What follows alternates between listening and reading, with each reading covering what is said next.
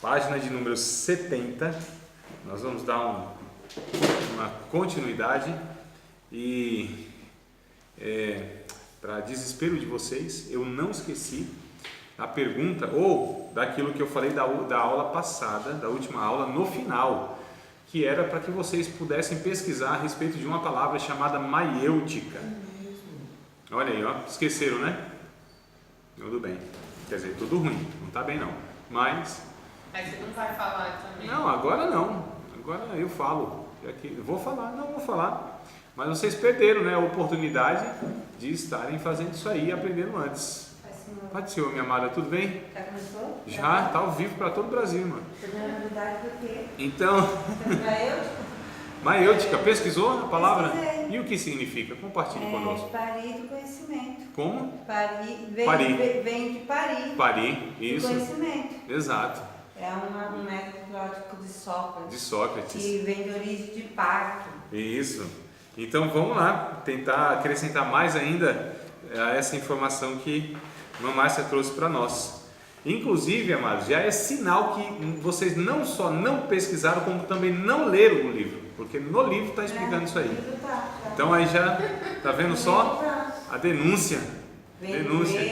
Vão entregando tudo, irmão. Tudo, entrega tudo. Que é do ato da parteira. Isso. O livro está falando. Lembra dos dois métodos que ele tinha, da refutação e a maiêutica? A refutação, então, é onde ele ia questionando o aluno, né? Refutando o aluno, até que esse aluno, então, se deparasse com a sua própria ignorância. E a partir, então, do reconhecimento da ignorância do aluno, é que iniciava o conhecimento, o aprendizado. Então, esse era o método chamado de refutação. E o outro era a maiêutica, porque a mãe de Sócrates era uma parteira, né? Então ele denominou esse método de maiêutica, porque a palavra maiêutica quer dizer o ofício da parteira, né? Aquela que traz a criança, né? A existência, dá luz à criança, ou ajuda a dar luz à criança, ou seja, ajuda ao nascimento. E ele comparou então o seu método de levar, ou de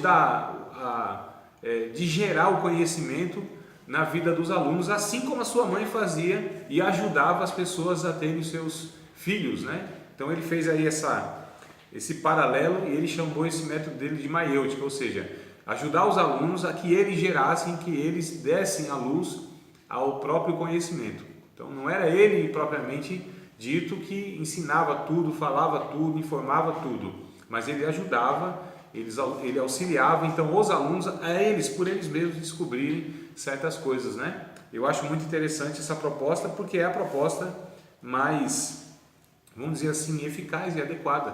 Ou seja, a gente levar as outras pessoas a que elas mesmas. Irmãos, isso cabe inclusive na evangelização. Quando a gente evangeliza uma pessoa, geralmente a gente quer explicar um monte de coisa, né? Falar um monte de coisa. Nós temos que levar essa pessoa a pensar por ela mesma.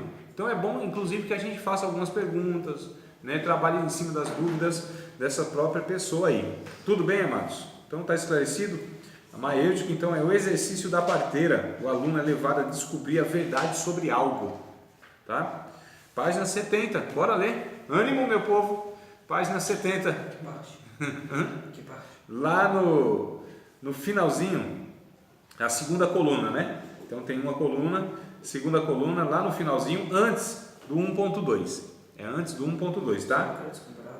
Isso, é aí mesmo. Acharam aí? Sócrates afirmava que os mestres devem ter paciência com os erros e as dúvidas de seus alunos, pois é a consciência do erro que os leva a progredir na aprendizagem. Então é só concluindo, né, esses dois métodos aí de Sócrates, que ele tinha refutação e ele tinha maiêutica. E isso exige o quê? Muita paciência, porque a gente se depara com muitos erros e trabalha em cima dos erros. E é a partir então dos erros e da ignorância do aluno é que ele levava essas pessoas aí à clareza, tá bom? Mas é necessário muita paciência, perseverança, até que se ensine alguma coisa a alguém. Ora, diga os nossos pais, né? Quanta paciência tiveram conosco e ainda continua tendo, né? Em alguns casos, para nos levar ao entendimento. Quanta paciência que tem os nossos líderes, né? Nossos pastores, nossos mestres, nossos professores, as pessoas que de alguma maneira nos instruem, né? Os nossos mentores, conselheiros. Quanta paciência tem que ter, né, irmão? Mas é assim, senão não tem jeito, senão a gente larga de mão mesmo. Porque a gente entende, inclusive a gente vai ver um pouquinho mais para frente aqui, a gente entende que cada um tem um processo e um tempo nesse processo, né? E nem todo mundo aprende com a mesma velocidade, com a mesma rapidez que nós gostaríamos. Então eu gostaria de falar uma vez e acabou. Aquilo fosse suficiente para a pessoa absorver, aprender, ter a clareza. Mas não. Na grande maioria das vezes, talvez em todas as vezes, nós precisamos usar o método da repetição. Explicar a mesma coisa várias vezes, até que a pessoa então compreenda aquilo que é pretendido a quem está ensinando então. Filipenses capítulo 3, verso 1, veja bem, é um exemplo que eu estou dando agora. Nós lemos nesse curso pelo menos umas 10 vezes, no mínimo, estou chutando por baixo, aqui no mínimo umas 10 vezes esse mesmo versículo. E ainda, olha só, nós não decoramos, não aprendemos, memorizamos, capítulo 3, verso 1, umas 10 vezes no mínimo. Vocês vão ler agora, vocês vão, nossa, é verdade, lembrei, mas é preciso pegar de novo, é preciso ler de novo. Quantas vezes? Não sei, alguns aqui foram 10 vezes, outros foram 2, outras foram 3, outras foram 4, né? E quantas vezes mais a gente vai precisar ler esse texto para que ele fique gravado na memória? Só Deus sabe, e cada um vai ter aí as suas vezes para ler, né? Então esse exercício que a gente faz. E o que Paulo diz aí então, Filipenses 3:1?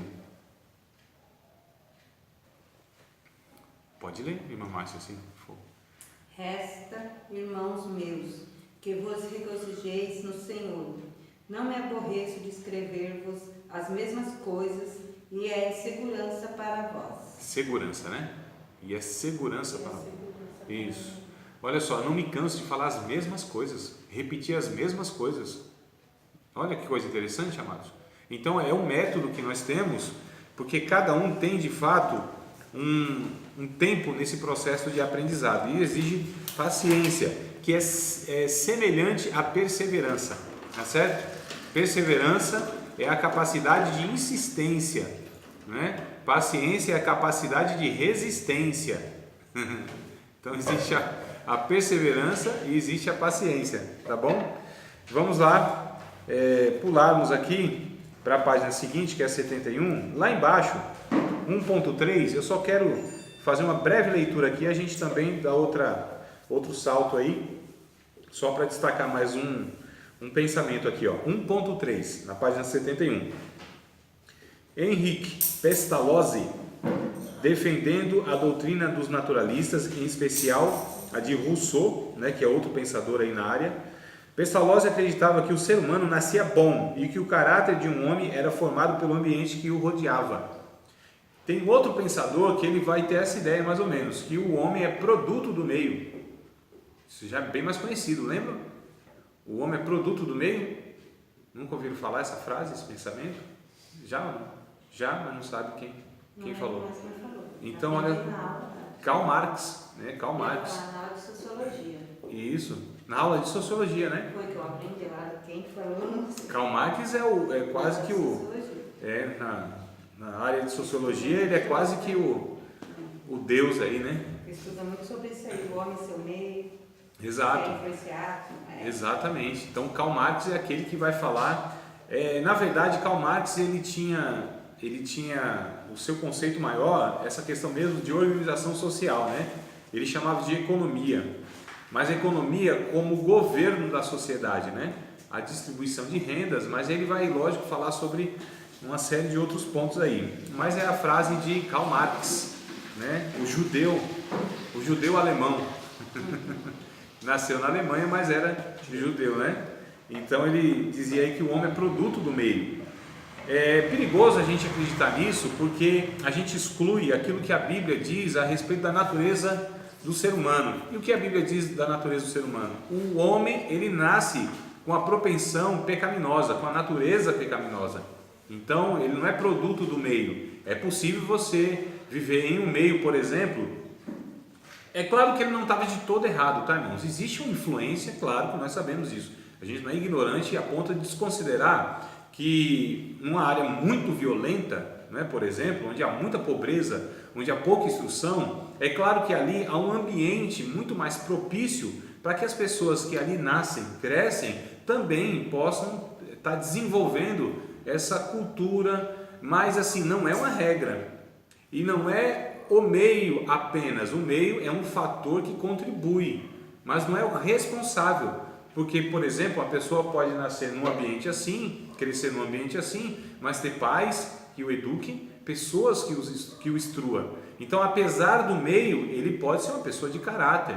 Existe um preconceito, né? Que gente que mora na favela é todo mundo desonesto, é todo mundo ladrão, é todo mundo violento. Claro que não, isso é um preconceito.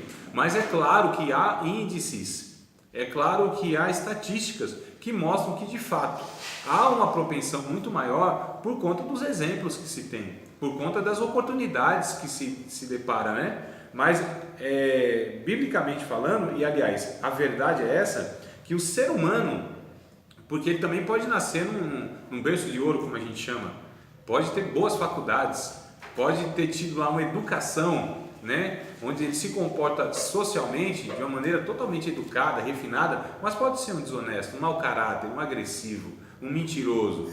Tem aos montes aí, mano. Quantos ladrões formados nós temos? Quantos mau caráter nós temos aí, são diplomados? Quantas pessoas ricas nós temos e eles têm um caráter totalmente, né, deturpado? Então, a gente percebe que na realidade não é assim. O homem, ele é mau na essência, tá bom? E aí o que a gente precisa então fazer? A gente precisa moldar caráter. Ensino, instrução não só passa informação, irmão. Não só forma consciência, intelecto. Ele precisa moldar caráter, mudar caráter, forjar caráter, tá certo? Biblicamente falando, a instrução bíblica precisa ter no seu conteúdo essa verdade de formar nas pessoas caráter. O curso de teologia, por exemplo, que é o que nós estamos fazendo, não basta só passar para nós verdades bíblicas, nos tirar dúvidas teológicas. É preciso que a gente seja moldado pela verdade, moldado por aquilo que a gente aprende. Ou seja, a gente precisa trabalhar caráter, não é?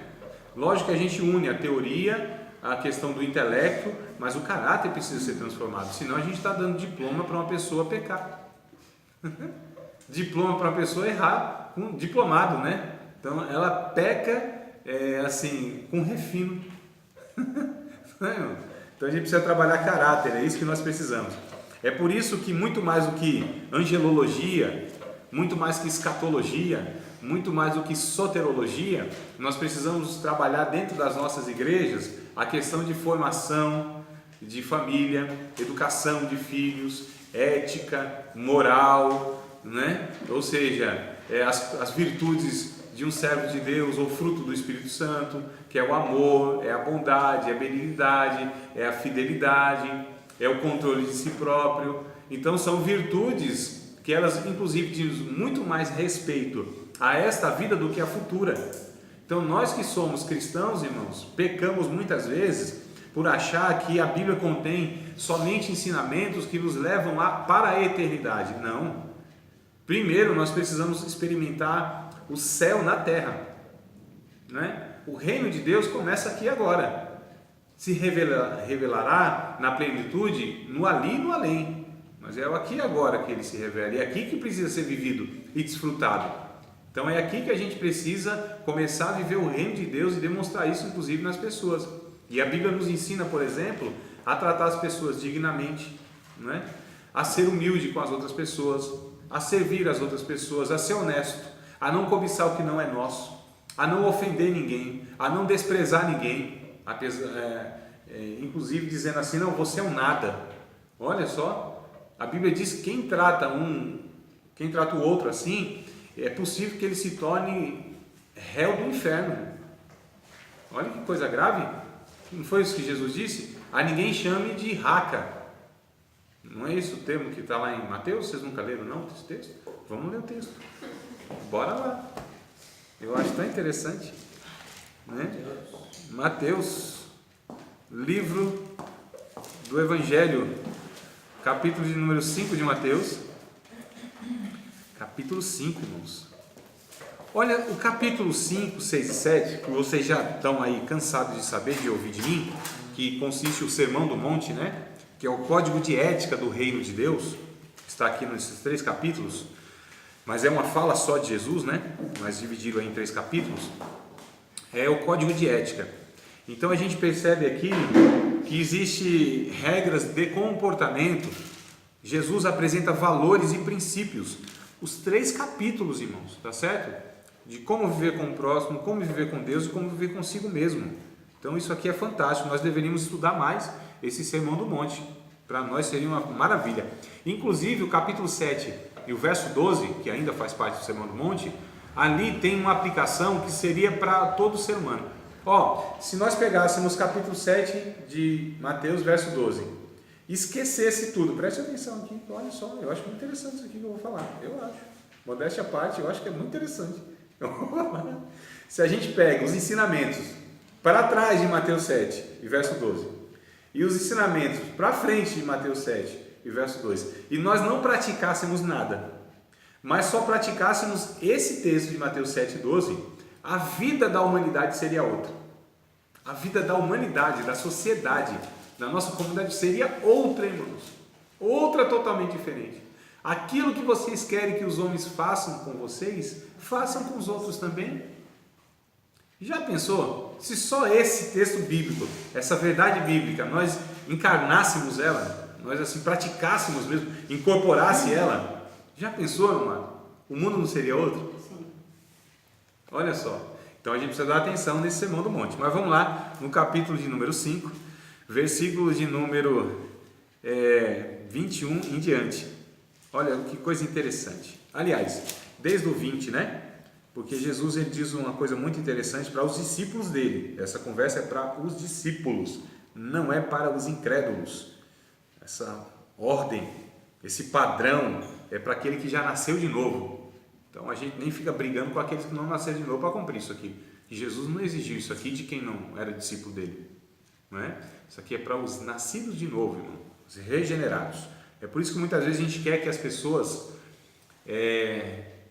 façam alguma coisa e elas não vão fazer. E é uma luta doida.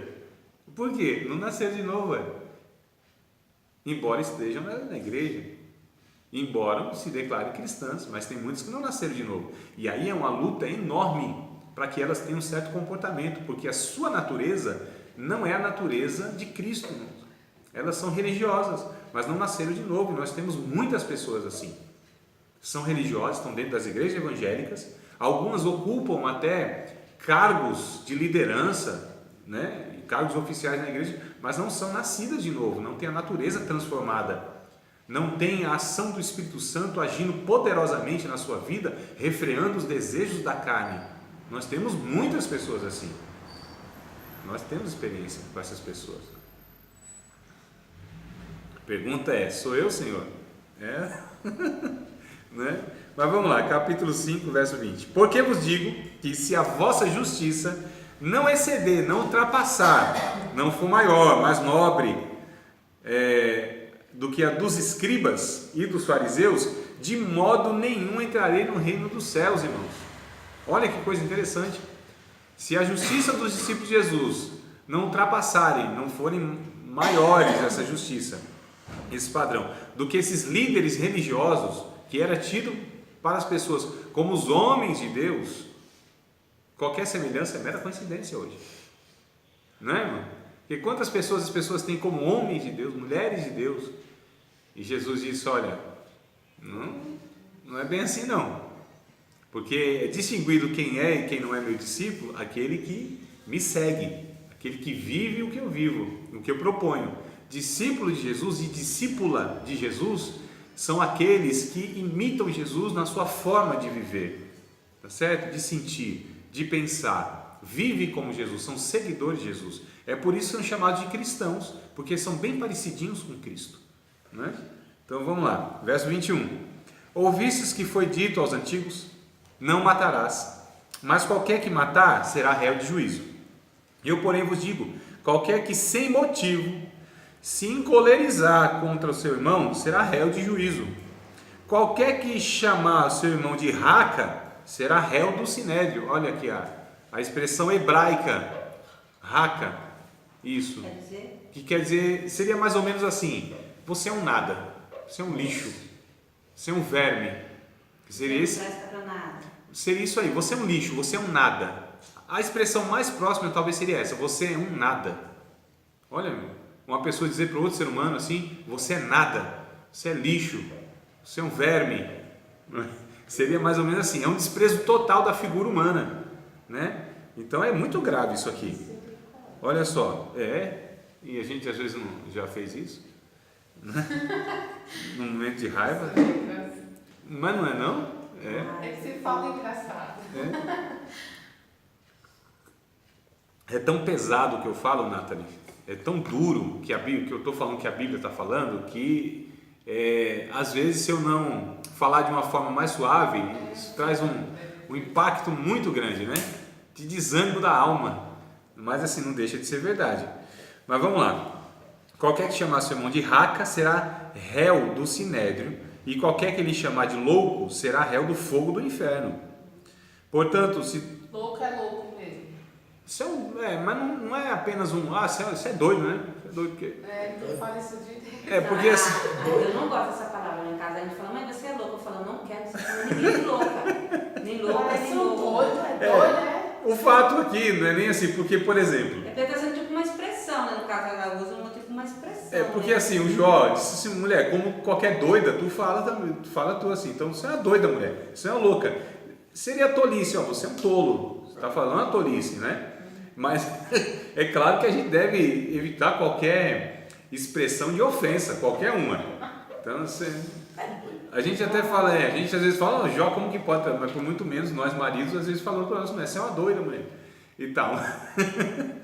Mas é lógico, quem trata assim a pessoa quanto mais continuamente está se revelando um mau caráter, né? Eu não digo e não estou justificando, mas é entendível, não é tolerável, mas é compreendido que numa explosão de raiva um dia ou outro na vida, numa discussão, você possa falar isso para a pessoa. Só que, porém, o verso seguinte está mostrando o que a gente deve fazer se isso acontecer. E aí nós nem devemos adorar a Deus. Por exemplo, eu ofendo minha mulher: você é uma doida, mulher, você é uma louca, doida, mulher, tal, aquela coisa, numa briga, veja bem, numa briga, né? Se revela, Não precisa confessar pecado, não, deixa que eu confesso o meu aqui e vocês vão se identificando aí, tá? Então assim, aí eu num momento de raiva, de fúria, eu digo para a mulher: você é uma doida, você é louca, mulher, e tal. Aí lá vai eu orar a Deus, ou lá vai eu para a igreja, cantar aqueles louvores lá, né? E tal, ou aquelas músicas que a gente canta assim, né? Eu te amo, meu amado irmão, não vivo sem você, você é tão importante para mim. Mas aí eu falei que a minha mulher é doida, saí irado de casa, senão ela está ali comigo na nave da igreja. E aí a Bíblia diz: não. Primeiro, deixa a tua oferta, diz o texto aqui do verso 23. Portanto, se trouxeres alguma oferta a Deus, e aí te lembrares que alguém, ou teu irmão, tem alguma coisa contra ti, deixa a tua oferta lá. Vai lá reconciliar-te com teu irmão, depois vem e oferece. Então é possível que isso aconteça? É possível, e claro que acontece conosco. Mas o que a Bíblia diz? Vai lá, conserta esse negócio, trata isso. Inclusive, Efésios capítulo 4, verso 26, vai completar essa informação aqui, do como a gente deve proceder. Ou seja, irai-vos, mas não pequeis, não se põe o sol sobre a vossa ira. 26, 4 e 26, não é? Confira lá se é isso mesmo, Nathalie, tá? Mas aí vai completar, ou seja, a gente não deve, irmãos, deixar passar batido nenhuma ofensa que a gente comete com o outro, porque nós nem podemos orar o Pai Nosso no final do dia.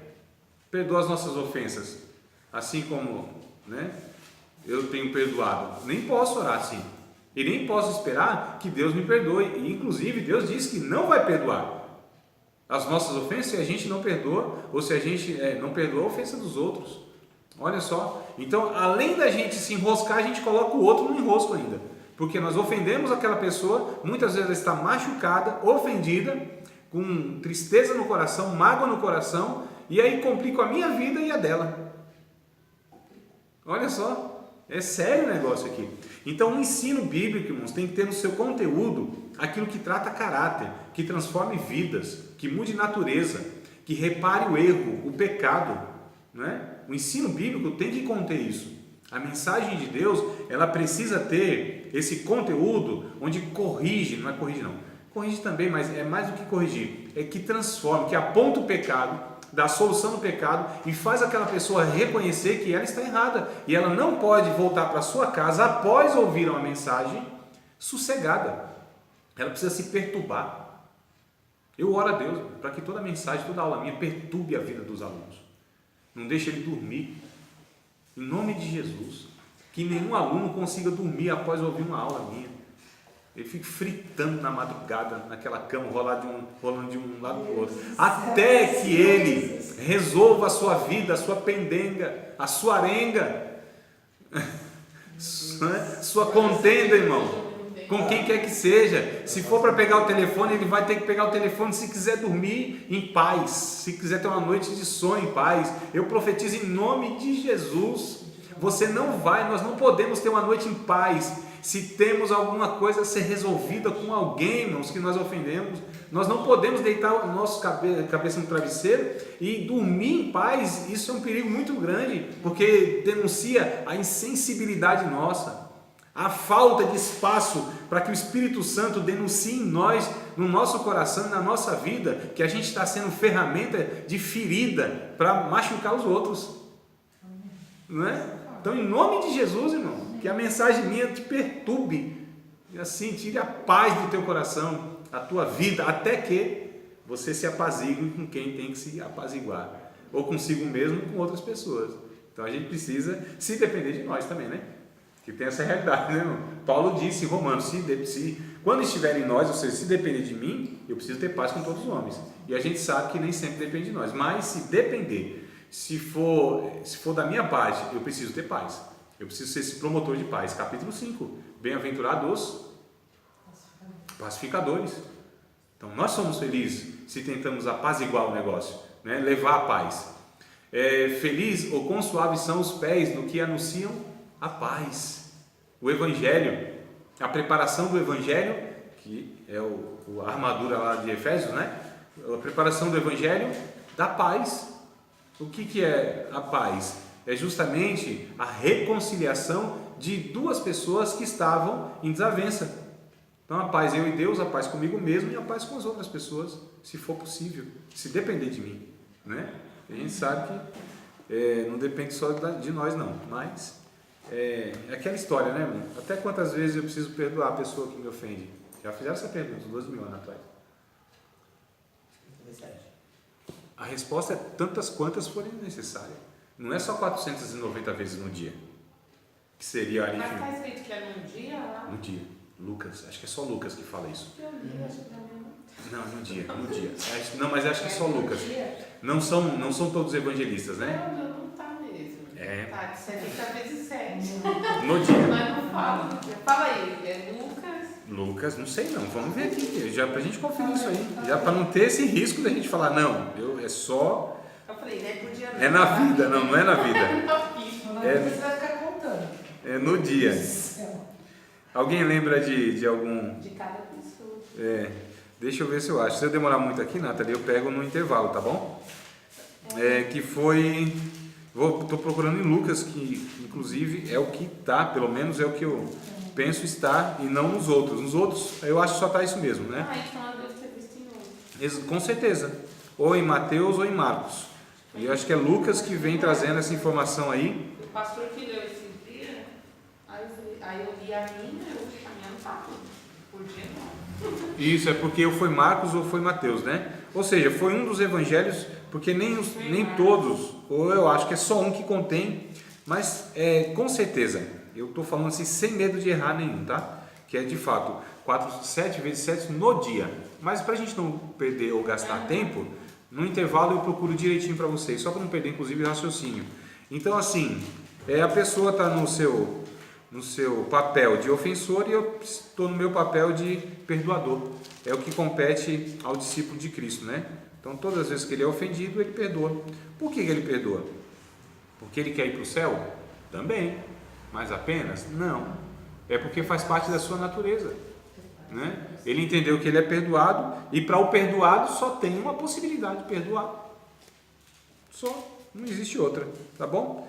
Mas só voltando aqui, porque na verdade o que eu estou discutindo é a questão de nós tratarmos caráter, né, no ensino, não é algo meramente informativo, porque quando a gente acha que só passar informação, a gente então vai falando um monte de coisa difícil, um monte de complexidade. Achou, mano? 17. Lucas 17? Lucas 17, 4. 17 e 4. Ó, vocês não desistem mesmo, né? Ainda que eu falo, não, vamos ver depois. Não, vocês querem achar. Tá bom, coisa boa. É isso mesmo, 17 verso 4, né? O verso 3, no caso, né, que é olhar por vós mesmos, e se teu irmão pecar contra ti, repreende-o, e se ele se arrepender, perdoa-lhe. E se pecar contra ti 7 vezes no dia, e 7 vezes no dia vier ter contigo, dizendo, arrependo-me, perdoa-lhe.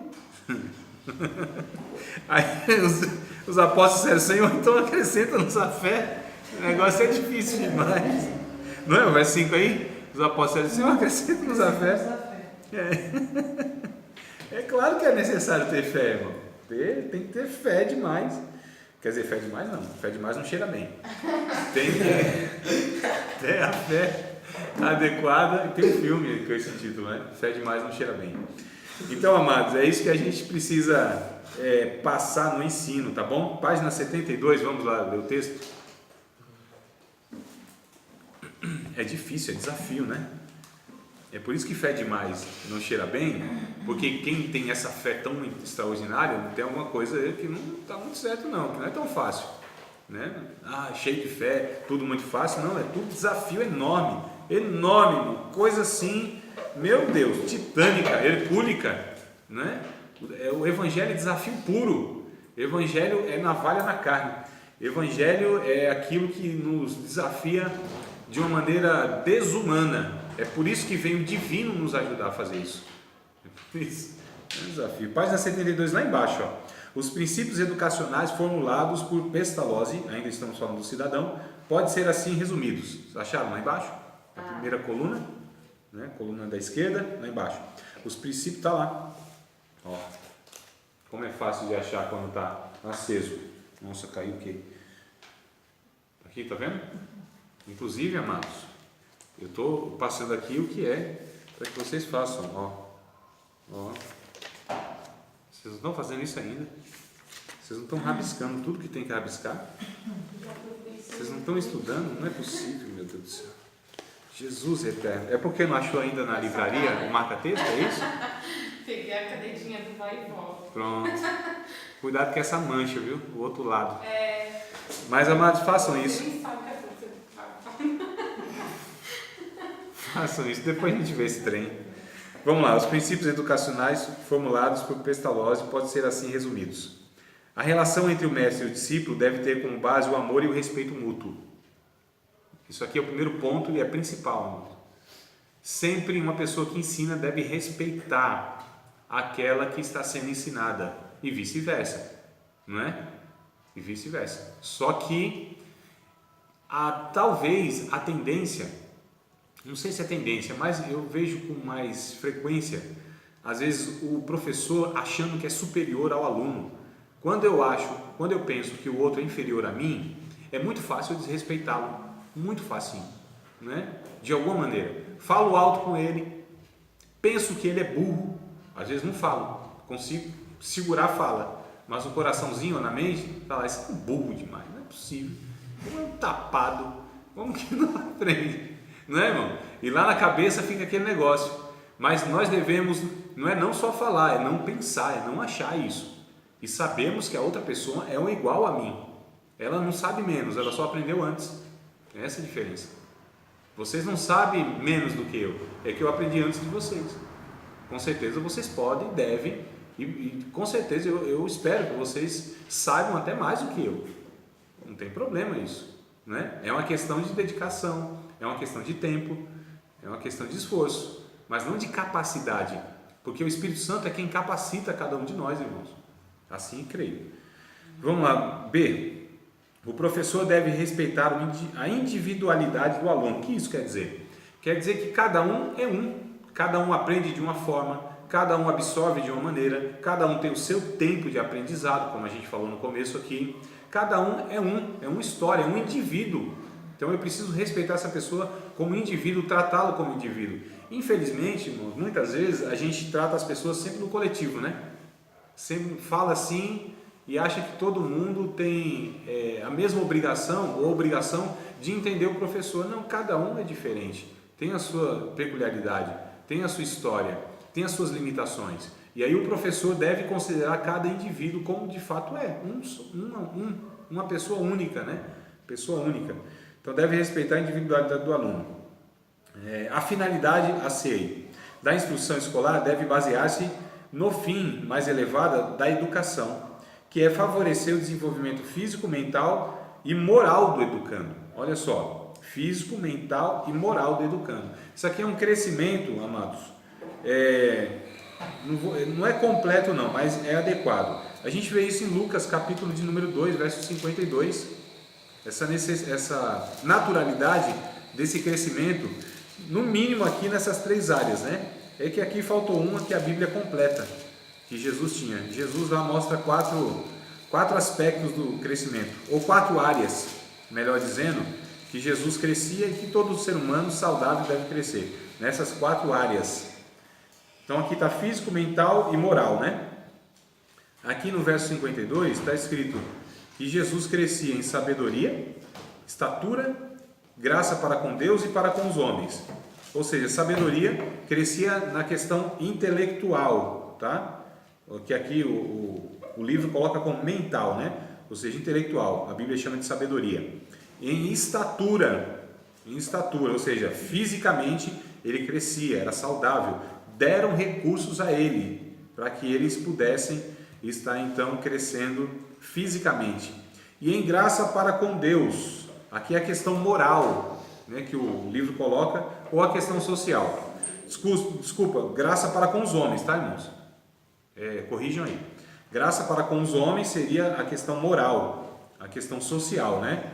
É a graça para com os homens. E a graça para com Deus, que o livro faltou, que é a questão espiritual. Então, 4 aspectos que o ensino bíblico deve levar. Deve dar condição para que a pessoa cresça fisicamente, a criança, o adolescente, o jovem. Isso é ensino, nós devemos ensinar isso. A boa alimentação, o não uso de drogas, tomar muito cuidado com o uso excessivo de álcool, tá certo? Né? Dormir razoavelmente bem. Isso aí tá precisando, né, Lano? Então, a gente sabe que nem todo mundo vai dormir exatamente como se deve, mas razoavelmente, né? Ter aí, irmãos, é um negócio muito complicado. 8 horas talvez seja muito para dormir, mas pelo menos 6 a 7 horas, tá certo? 6 a 7 horas de sono. Um dia fizeram um cálculo e um dia eu me deparei com essa informação. A princípio eu achei muito a princípio, mas eu disse, não, isso é o adequado, porque nós precisamos de um bom descanso para ter uma qualidade de vida melhor. E a pesquisa que foi feita é o seguinte: a média do homem no Brasil de vida é de 75 anos, não é? Se esse homem dorme 8 horas por dia, ele dormiu o quê? 1/3 do dia, né? Então, se ele vive 75 anos, ele passou 25 anos dormindo desses 75. Parece muito, não parece? 25 anos dormindo. O meu filho, que para ele é um terror dormir, né? Ele, desde pequenininho, acho que talvez 4, 5 anos, fala, pai, sempre foi uma luta para ele dormir. Sempre foi assim um martírio, um castigo enorme. Vai dormir, isso é castigo. Pense, menino. Pense, relutava, eu não quero dormir. Até hoje tem amenizado, mas assim, sempre foi desde pequenininho. Eu falei, filho, mas por que você não gosta de dormir? Pai, porque eu estou perdendo muita coisa. Eu podia fazer um monte de coisa enquanto eu durmo. Olha só. Né? Depois eu descobri que isso é uma característica de gente intelectual. Eu falei, nossa, coisa interessante. É igual perguntaram para 3 pessoas, né? O que você tem? Dinheiro. O que você tem inteligência? Você tem sono. Então tem gente que tem sono na vida, né? Forte. Dorme com força, né? Então o que acontece, amados? Mas é necessário então nós ensinarmos tudo isso. O que eu estou falando aqui? De coisas que a igreja eu sei que não dá ênfase, não dá importância e passa batido. Que são ensinos para a vida. Não é? Que é a qualidade de vida que o Evangelho propõe. Por que a pessoa que ela aceita a Cristo e vive os ensinos do Evangelho tem uma qualidade de vida melhor? Por conta desses ensinos, irmão. Não vai ter uma vida extravagante, mal dormir à noite, mal dormir, a gandaia acabou. Embora tenha as vigílias aí, né? Mas não tem nada não. De vez em quando, sempre é ruim, é prejudicial também. Tudo que é demais é ruim, irmão. Então você orou demais, jejuou demais, você vai ter um prejuízo na sua vida e isso não é bom. Um dia eu tive uma experiência assim e eu fiquei assim, poxa, aquele dia, porque assim, você sabe que quando a pessoa se converte no comecinho é um negócio fenomenal, né? Derruba o cão no peito, né, irmão? Não é não? Nossa, não tem... Vamos orar. Oh, acabou o culto aqui, mas tem uma oração ali na casa, vai para lá e ora. Mas vamos para o monte, vamos, acorda, dorme 3, 4 horas, vai trabalhar no outro dia. Eu não sei como que faz isso, mas faz. Eu fiz isso, não é? Alguns anos da minha vida assim. E um dia, irmão, eu estava, olha só que coisa interessante, nós tínhamos a prática lá de irmos para orar na madrugada toda sexta-feira. Sexta e depois sábado também, só que com a turma eu ia sexta e com outra turma eu ia sábado. E isso era assim, 2, 3 anos direto, né? Nós fazíamos isso, até mais, talvez 4, 5 anos eu fiz, desde que eu me converti, uns 4, 5 anos direto isso, era esse ritmo aí. Então eu orava com força, como diz o meu cunhado. E aí, um dia de chuva, um frio enorme, chovendo, e eu lá, irmão, debaixo de um toldozinho assim, esperando os irmãos. Quem que apareceu? Ninguém. E eu lá. Vocês acreditam, irmão? Eu olho na esquina, se vira uma irmã. Eu falei, louvado seja Deus. Olha que coisa boa. Veio uma, sabe? O povo vai chegar. Cheio de fé, né? Que é assim, cheio de fé. E aí a irmã veio assim com a cara meio amarrada. Tal. Ela disse, Senhor, não, Pai do Senhor, não. Tudo bem? Tudo, amada. Foi, não. Eu estava em casa, dormindo. Eu estava dormindo. E Deus me acordou e Deus me disse para que eu fosse até onde você estava e dissesse para você que não precisava o sacrifício dessa forma que você está fazendo. Vocês acreditam num negócio desse? André, posso dormir mais? Vocês acreditam? Eu falei, nossa, olha só. Você ficou decepcionado. Eu falei, nossa, né? Mas Deus me ensinou ali a ter um equilíbrio nas coisas. Um equilíbrio, claro, até isso demasiadamente é prejudicial. O que o Salomão diz em Eclesiastes? Até ser justo demais, demasiadamente justo, isso é pecado. Sábio demais, isso é pecado. Então tudo que é em demasia é pecado. Tudo, irmão.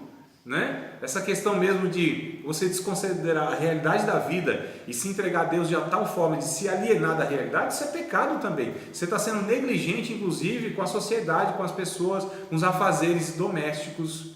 Quantas irmãs destruía casamento por conta disso, irmão? Não é? Não arrumava a casa, não cuidava dos filhos, não cuidava do marido, igreja, oração e tal, aquela coisa toda. Os filhos se desmantelava, o esposo não aguentava um negócio desse, não é? Então a Bíblia vai ensinando esse equilíbrio. A Bíblia fala até do equilíbrio do sexo, por exemplo. Se o casal, ainda que eles concordem, os dois, vão passar um período aqui sem ter relação sexual, para a gente orar, para a gente jejuar, buscar Deus assim, um negócio mais, né, intenso, a Bíblia diz, não faça isso por muito tempo. Por conta da incontinência de vocês, Satanás vai tentar. Olha só, irmãos, que coisa linda que a Bíblia ensina. O equilíbrio, aquilo que é saudável. A Bíblia ensina tudo o que é saudável para o homem em todas as áreas da sua vida. É a gente que é desequilibrado. É a gente que é doido. Não é, irmão? É a gente que pende para um extremo ou para o outro. Ou a gente vai para um extremo, que é aquele chamado de fanatismo, ou a gente vai para um outro lado também, que é o puro materialismo e despreza totalmente as coisas de Deus. E a Bíblia ensina o equilíbrio, a gente ser equilibrado, não é? E para os extremos, talvez a gente possa ir uma vez ou outra, que é essas questões. De repente passar uma semana sem dormir direito, porque você decidiu orar um pouquinho mais, não é? Você de repente decidiu se dedicar um pouquinho mais e ficou um tempo se desgastando mais, não tem problema, de vez em quando não tem problema. Então eu posso ir para os extremos, mas não me perder lá. E o que é equilíbrio? Não é eu nunca ir para o extremo. O equilíbrio é eu ir para o extremo e voltar para o centro. Isso é equilíbrio. Não é sempre ficar no centrinho. E quem fica sempre no centrinho é chamado pela Bíblia de morno. Não é quente nem é frio. Olha só, aquela pessoa muito centralizadinha, né? Muito ali, não faz diferença em nada também, é morno. Não influencia em nada. E Deus disse, era melhor quente ou frio. Se for frio, não dá um jeito. Se for quente, eu permaneço com você lá no fogo, como diz o pentecostal. Tudo bem, amados? Vamos lá. Não vamos não? Vamos não. Vamos, mas não vamos. Quer dizer, vamos, mas não agora. Nós vamos depois dos comerciais. Eu preciso ter um equilíbrio aqui também.